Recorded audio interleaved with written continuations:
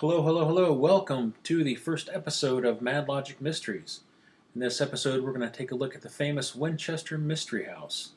Despite its fame, or maybe I should say infamy, I realize not everyone knows about it, so if you're not familiar, here's a quick breakdown of the 5 W's for this case. Who, what, when, where, and why. Who? It's the Winchester gun magnate William Winchester and his widow Sarah Winchester. What is it? Well, it's a haunted mansion that puts the word sprawling to shame. When? Well, it was built in 1884. However, work continued in the form of additions and renovations until Sarah's death in 1922. Where is it located? It is at 525 South Winchester Boulevard in San Jose, California. And why? Well, the mansion is so massive because Winchester's widow, Sarah, was told by a psychic like this suave bastard that he believed the mansion was haunted by every person killed by a Winchester firearm. And that continued construction and renovation on the mansion was the only way to appease these spirits. To be a little more precise, here's a plaque explaining the whole situation. It reads, "The Winchester Mystery House was the home of Sarah Winchester, heiress to the Winchester rifle fortune, from 1884 until her death in 1922.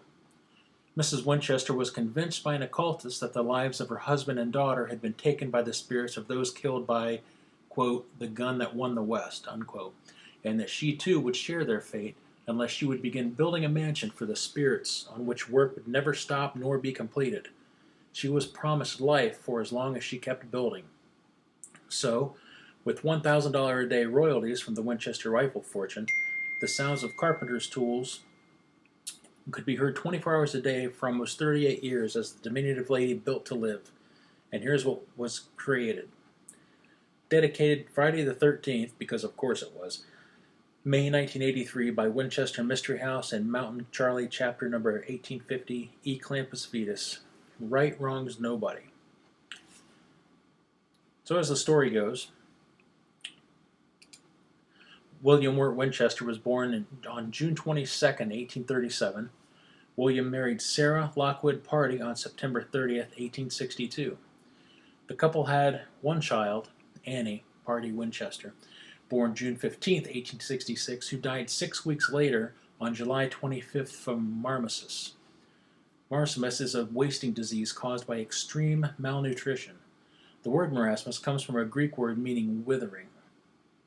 No picture exists of little Annie to give you a better idea of her illness, and a picture of a kid with that condition would ruin your entire day. So here's a picture of a kid with the opposite of marasmus.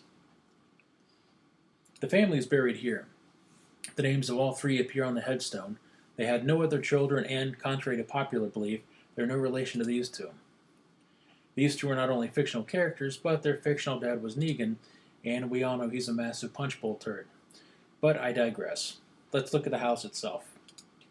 This plaque stands outside the house to remind everyone that the place is the level of creepy that is recognized by the government as being creepy enough to earn an official plaque. But seriously, this house covers 6 acres. Did you grow up in a big house? How big was it? 3,000 square feet? 4,000? Well, the Winchester Mystery House is over 261,000 square feet. That's more than 250,000 square feet, chock full of spooky. Now, this house is bigger than some people's hometowns. And you can't tell me this place doesn't look like a Victorian Amityville house. I mean, look at those eyes up there. You just know they're peering into your soul.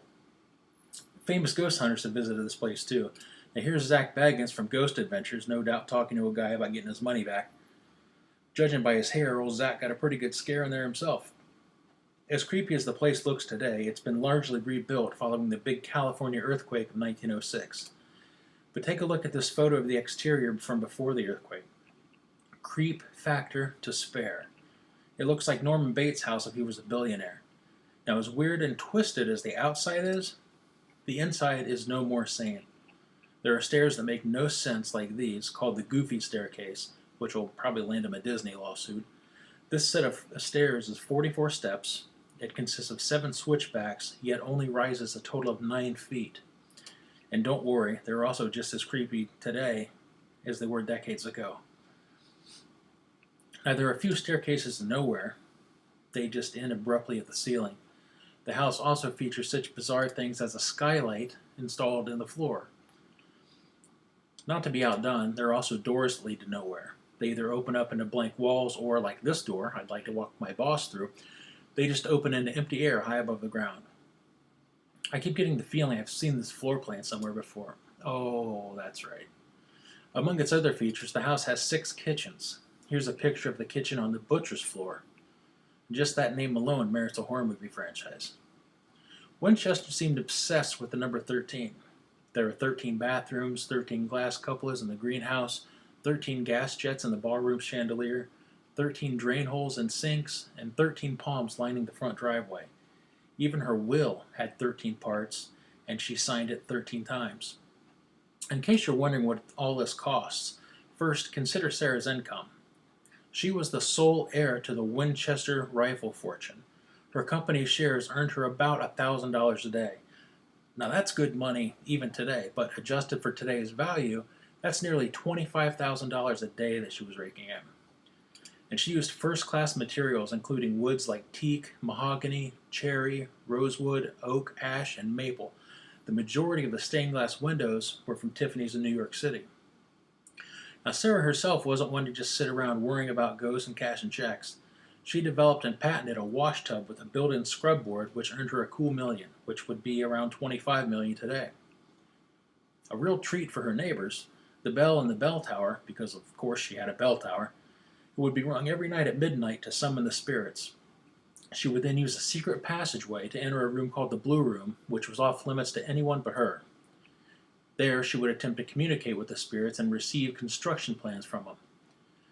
And about as soon as she got back to sleep, she'd fire up the bell tower again at 2 a.m. to signal the spirits to depart.